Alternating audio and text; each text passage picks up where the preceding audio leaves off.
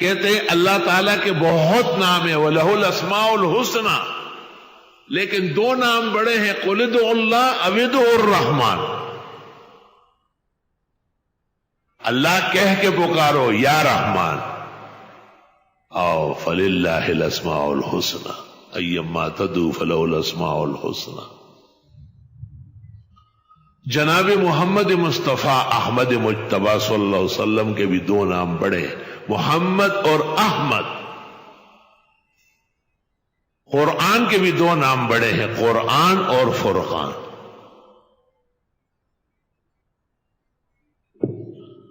کہتے ہیں کہ جس طرح اللہ تعالیٰ بغیر اضافت کے نہیں ہے، عبداللہ کو آپ اب تو کہہ سکتے، اللہ نہیں کہہ سکتے،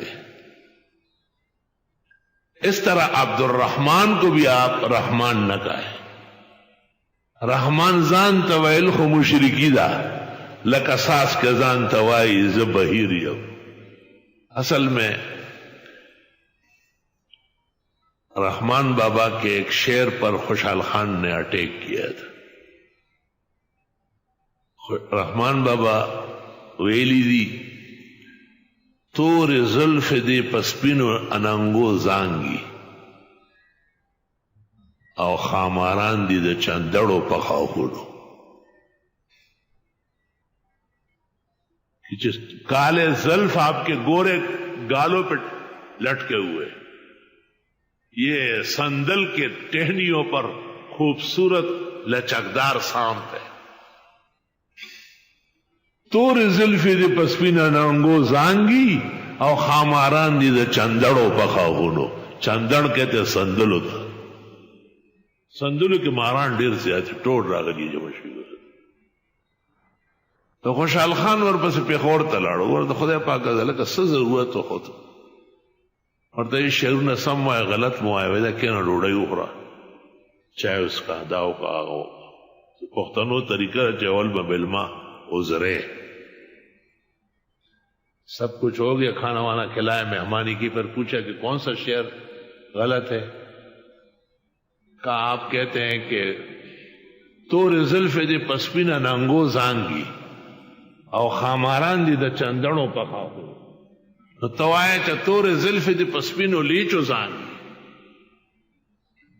آگا ورتے یا خاٹکا راکا دا لرگے وی نو خوشحال خان مخ کیا آگا پسی اکوڑی پورے اس غلو علکان انگی دادی نو دلتا زلف نمانی او لیچے دادی لیچے میں ڈکے دا بنگڑو دی دلتے منی۔ علماء دین کہتے ہیں کہ خوشحال کا اعتراض صحیح نہیں تھا،